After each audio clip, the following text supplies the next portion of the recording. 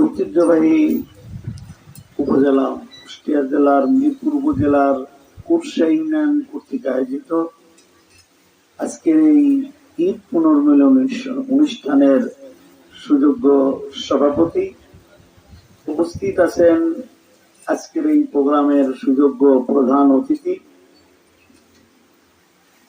বিশেষ অতিথিবৃন্দ, সম্মানিত সাথী ভাইরা, আল্লাহ রাব্বুল আলামিনের দরবারে শুকরিয়া আদায় করি যে আল্লাহ পাক আমাদেরকে আজকে এই ঈদ উত্তর ঈদ পুনর্মিলন অনুষ্ঠানে উপস্থিত হওয়ার তৌফিক দান করলেন।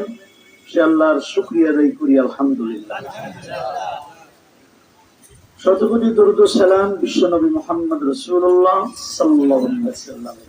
সম্মানিত উপস্থিতি, আমাদের প্রধান অতিথি আপনাদের দিক নির্দেশনা দিবেন, কিন্তু তার আগে আমি আপনাদের সবারই জানা একটি আয়াতে কারিমা তেলাওয়াত করেছি, যেটা আপনারা জায়নামাজের দোয়া হিসাবে ব্যবহার করেন। এই আয়াতটি আমার কাছে মনে হয়েছে যে কুরবানির সাথে সম্পৃক্ত, কারণ আল্লাহ সুবহানাহু ওয়া তাআলা কোরআনুল কারীমের ভিতরে দুইজন নেতার আদর্শ অনুসরণ করার কথা বলেছেন। দুইজন নবী, একজন নবীর নাম হলো মুহাম্মদ রাসূলুল্লাহ সাল্লাল্লাহু আলাইহি ওয়াসাল্লাম, আরেকজন নবীর নাম হলো হযরত ইব্রাহিম আলাইহিস সালাম। যেহেতু কুরবানির ঈদ, এজন্য আমি মনে করি যে এই কুরবানি আসলেই আমাদের স্মরণ করিয়ে দেয় আমাদের পিতা হযরত ইব্রাহিম আলাইহিস সালাতু ওয়াস সালামের কথা। আমি আশা করি আপনারা যারা আছেন, আমরা যারা আছি, আমরা আমাদের পিতার আদর্শ সন্তান হতে চাই। কি বলেন, আপত্তি আছে আপনাদের? আদর্শ সন্তান হব, তাহলে পিতার আদর্শ সন্তান হলে আমাদের পিতা এমন একটি সময় পৃথিবীতে আসলেন, যেই পৃথিবীতে আসা একটি ছেলের জন্য স্বাভাবিক ছিল না। রাষ্ট্রীয়ভাবে নিষিদ্ধ পুরুষ সন্তান স্বামী তার স্ত্রীর কাছেই যাবে না, সেই মুহূর্তে আল্লাহ সুবহানাহু ওয়া তাআলা তাকে পৃথিবীতে আনলেন। তার মা তাকে পাহাড়ের গর্তে প্রসব করলেন। এই অবস্থায় যখন তার বয়স 7 বছর, একদিন তার মাকে তিনি জিজ্ঞাসা করলেন যে, মা, তুমি আমাকে বাড়ি নাও না কেন? তো মা বলতেছে, বাড়ি তো তোমার নেব, আমাদের যে রব আছে এই রব তোমাকে মেরে ফেলবে। তোমার রব আমার মানবে, তা আমার অপরাধ? মার কথা বলেন, কিন্তু ছেলেটির ব্রেনে ঢুকলো একটি শব্দ। শব্দটা কি? রব। এই যে রব, তালি রবকে আমাকে মারতে চাই, তালি রবকে। এই রব খুঁজতে দিয়ে সন্ধ্যায় তিনি আকাশের দিকে তাকালেন, আপনাদের জানা ঘটনা।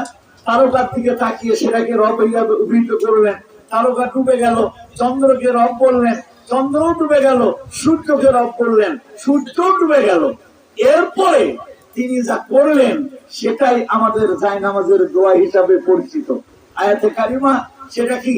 আমি আমার চেহারাখানা ঘোরালাম ওই আসমান জমিনের মালিকের দিকে, যিনি কি গোটা আসমান জমিনের কি রব, রব্বিস সামাওয়াতি ওয়াল আরদ। এই যে নজর তিনি আসমান জমিনের মালিকের দিকে ঘোরালেন, এই ঘোরানোটা থেকে তার জীবনের কোনোদিনও কোন সময় এক মুহূর্তের জন্য রবের থেকে তার চেহারাখানা কি হয়নি। কিন্তু আমরা ইসলামী আন্দোলনের কর্মী, কি বলেন, আমি হুজুর হলেও কি হবে, আমারও ঘুরে যায়। কি বলেন? লক্ষ্য করুন, এরপরে 11 বছর বয়সে বাড়ি আসলেন। সেখানে এসে আব্বার পরিস্থিতি দেখে তো বুঝলেন অবস্থা যা।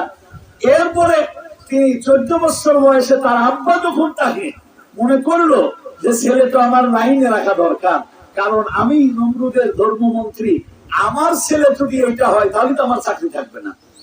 কি করা যায়? উকাজ মেলায় ছেলেকে পাঠালো, যাতে মেলার লোকজন তার পজিশন, তার বাপের পরেই সে মন্ত্রী হবে, সবকিছু বুঝিয়ে দিতে পারে। কিন্তু ওখানে যেও তিনি তার রবের থেকে কি সরে গেছেন? সরে যাননি।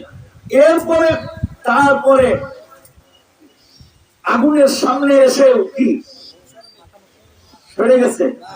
সরে যায়নি। এরপরে অনেক কথা, দেশের থেকে বের করে দিয়েছে, চলে যাচ্ছে, এরপরেও কি রব্বি সায়াদিন, আমার রব আমাকে বাস্তব থেকে কি করবেন না, আলাদা করবেন না। আমরা এমন একটা দলের কর্মী, আমার আল্লাহ আমাদেরকে ছেড়ে যাবেন না, পৃথিবীর সব ছেড়ে যাবে। আপনি কি মনে করেন যে আপনি একা? কি বলেন? আমাদের সব চাইতে বড় শক্তিকে আল্লাহ রাসূল আবু বকরকে বলছে, আবু বকর তুমি বলো কি, আমরা দুইজন নয়, আমাদের সাথে কে আছে? ইসলামী আন্দোলনের কর্মী যারা, তাদের কেউ নেই, তাদের প্রশাসন নেই, তাদের এমপি নেই, তাদের কেউ নেই, কিন্তু কে আছে? তাহলে যদি আল্লাহ তার আছে, তার কি আর কিছু দরকার আছে? কিন্তু আমরা আজকে কোথায়?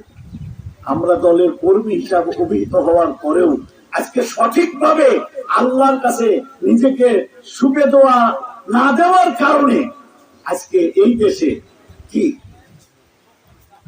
আজকে আল্লাহর দ্বীন বিজয়ের প্রতিবন্ধকতা, আল্লাহর দ্বীন বিজয়ের প্রতিবন্ধকতা এদেশের সরকার নয়, প্রশাসন নয়, অন্য দল নয়।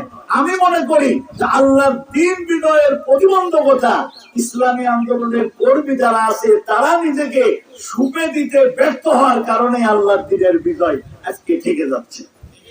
কি কথাটা বেশি বললাম? আমার বন্ধুরা, লম্বা আলোচনা করবো না, মেহমান দিক নির্দেশনা আলোচনা করবেন। আমি শুধু এতটুকু বলতে চাই, কোরবানি যদি আপনার ইব্রাহিমকে শেখায়, ইব্রাহিম আলাইহিস সালামকে স্মরণ করিয়ে দেয়, তাহলে যে ইব্রাহিম এত কিছুর পরেও ছেলে কোরবানি দিয়েছে, ছেলে কোরবানি দেওয়ার পরে কি ইব্রাহিম আলাইহিস সালাম রবের থেকে সরে গেছে?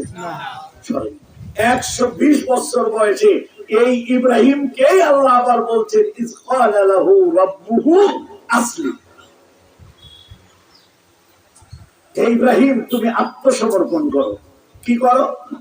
আত্মসমর্পণ করো। ইব্রাহিম আলাইহিস সালাম তো বলতে পারতেন আর কত করবো। আমরা মাঝে মাঝে বলি না যে হুজুর আর পারতেছি না, কি বলেন? রেজাউল ভাই আসে, সফরে আসে, জয়নাল ভাই যদি যায়, তাহলে তার কাছে বলেন কি আর কত দূর, আর কত দূর। ইব্রাহিম আলাইহিস সালাম কি আল্লাহকে কথা বলেছেন যে আমাদের পিতা? বলেননি। তিনি কি করলেন? কিন্তু আজকে আপনারা বুকে হাত দিয়ে বলেন, আপনাদের কাছে যে ঘোষণা আসে, আপনাদের কাছে যে আহ্বান আসে, ইউনিয়ন আমিরের পক্ষ থেকে, ইউনিয়ন দায়িত্বশীলের পক্ষ থেকে, থানা আমিরের পক্ষ থেকে, জেলা আমিরের পক্ষ থেকে, কেন্দ্রের পক্ষ থেকে যে ঘোষণা আসে, আমরা কি হকা দায়িত্বের কাজ করি? কথা বলেন। কথা তো ছিল আসলামতু লিরাব্বিল আলামিন। আল্লাহ বললেন আত্মসমর্পণ করো, ইব্রাহিমের কোন অজুহাত নাই।